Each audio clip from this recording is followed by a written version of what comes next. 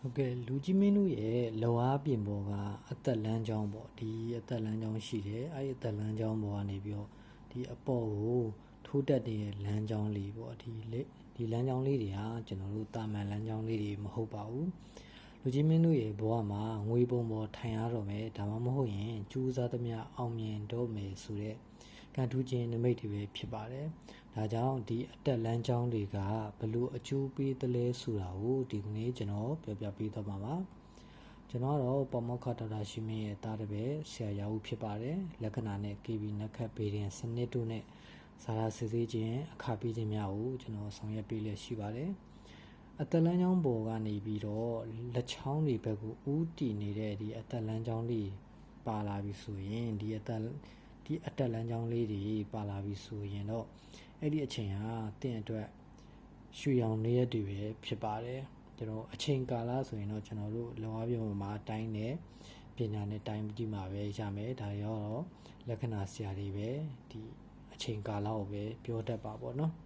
တခုတတိထားမှာအဲ့ဒီလမ်းကြောင်းတွေဟာထင်ရှားအယောင်တောက်နေရပါမယ်ပြပြထူထူကြီးဖြစ်နေလို့မရပါဘူးတကယ်လို့အဲ့ဒီလမ်းကြောင်းလေးတွေဟာသေးနှက်ပြီးတော့ထင်ရှားအယောင်တောက်နေမယ်ဆိုရင်တော့လူချင်းမင်းတို့အရင်ကတည်းကကြိုးစားထားသမျှတွေအောင်မြင်တော့မယ်ဆုံးရှုံးသွားတဲ့ပစ္စည်းတွေငွေကြေးတွေရှိခဲ့ရင်လည်းအဲ့ဒီအချိန်မှာပြန်ရတတ်ပါတယ်ထီပေါက်သလိုမျိုးအစုလိုက်အပြုံလိုက်ငွေဝင်တာဒါမှမဟုတ်လက်ဆောင်ရတာမျိုးတွေလည်းကြုံရတတ်ပါတယ်အင်ချမ်းမြေနဲ့ပတ်သက်ပြီးတော့အစ်စ်ဝင်တာနေပြီးတော့အင်ချမ်းမြေနဲ့ပတ်သက်ပြီးတော့ရတာမျိုးတွေအားကောင်းတဲ့အချိန်တွေဖြစ်ပါတယ်ဒီကျောင်းသားတွေဖြစ်ခဲ့ရမယ်ဆိုရင်တော့ကျောင်းသားတွေရဲ့လက်မှာဒီလိုမျိုးပါမယ်ဆိုရင်တော့ဆောင်းပွဲအောင်မယ်ဝန်ထမ်းဆိုရင်ယာရုတိုးအလုပ်တိုးတက်မှုတွေကြုံတွေ့ရမယ်ဆိုတာဟိုဒီအတက်လမ်းကြောင်းတွေကဖော်ပြနေပါတယ်ဒီနေရာမှာတခုတတိထားမှာကအတက်လမ်းကြောင်းရဲ့အရှိပေါ်မူတည်ပြီးတော့ကျွန်တော်တို့ရရှိမဲ့ပမာဏကွာခြားတော့မှာဖြစ်ပါတယ်ကျွန်တော်ဒီလိုမျိုးအရှိပေါ့ဒီအတက်လမ်းကြောင်းရဲ့အရှိအတူပေါ်မူတည်ပြီးတော့ရရှိမဲ့ပမာဏကခွဲပြတော့မှာပါအတက်လမ်းကြောင်းကတူရင်တော့လက်လာပါအနှဲငယ်ရတတ်ပါတယ်အတက်လမ်းကြောင်းကရှည်လျားအားကောင်းနေတော့လက်လာပါအများပြားရရှိနိုင်တဲ့ခံစားတာမျိုးဖြစ်ပါတယ်အတက်တွေအများကြီးပါနေတော့လူကြီးမင်းတို့စီကိုကံကောင်းခြင်းတွေကထက်ခါတလဲလဲဝင်လာပါလိမ့်မယ်ငွေရှင်ပဲပြီးတော့စူးစမ်းသမျှခဏခဏအောင်မြင်မယ်ဆိုလိုခြင်းဖြစ်ပါတယ်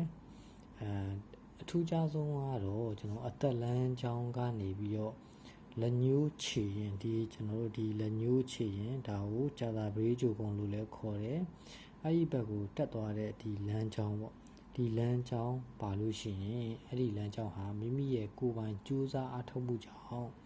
ဘဝမှာအကြီးကျယ်အောင်မြင်တိုးတက်ပြီးတော့ဂုဏ်သိက္ခာနဲ့ကြီးပွားခြင်းကိုရရှိမဲ့သူတွေပဲဖြစ်ပါတယ်အခုလိုကျွန်တော်စိတ်ဝင်စားစရာကောင်းတဲ့လက္ခဏာဘူတူတာတွေကိုအလင်းသင့်သလိုဆက်လက်တင်ဆက်ပေးသွားပါမယ်အလုံးပဲကောင်းသောကံကြမ္မာကိုပိုင်ဆိုင်နိုင်ကြပါစေကျွန်တော်ရာဟုဖြစ်ပါတယ်အလုံးကျေးဇူးတင်ပါတယ်